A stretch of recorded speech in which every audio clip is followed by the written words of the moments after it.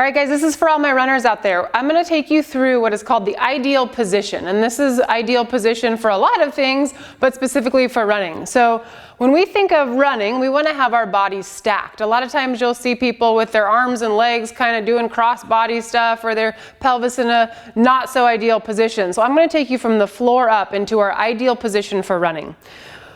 So from the side, we're going to be standing. I just want you to kind of jump, and that will set your feet so that they're going to be pretty much directly underneath your hips.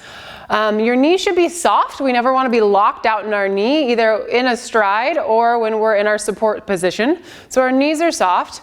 Our glutes are slightly on, and that's going to put us a little bit in this neutral pelvis position. If you think of your hips like a bucket of water, we don't want water dumping out the front, and we don't want water dumping out the back. We want to have a nice neutral pelvis. So another way to do that is to put your hands on your hips, kind of arch your back, tuck your pelvis, do that a couple times, and try to find the happy medium. A lot of people, because of the way that we spend our lives sitting, we're in this extended position. So thinking about neutral, that takes a lot of load out of that low back.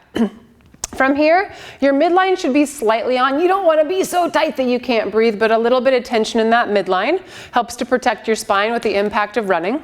Our shoulders should be neutral, meaning that we don't want them on the front of our chest where a lot of people's shoulders are. We want to make sure that they're back. Another way of thinking of that is a proud chest. We're not kind of caving around. We're nice and proud with that chest.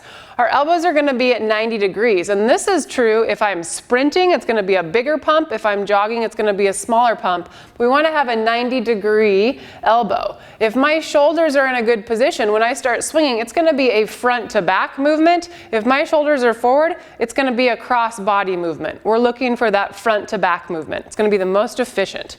Then from here, our head, we want to have our head neutral, meaning that we want our ears stacked over our shoulders, stacked over our hips, stacked over the middle of our ankle. So in this position, you're in what we call the ideal position for running.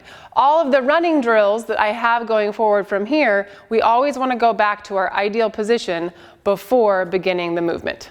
When you're running, you want to consider, as you're getting tired, what is falling apart? Kind of give yourself that foot to head scan throughout your run to make sure that you're staying in that good ideal position.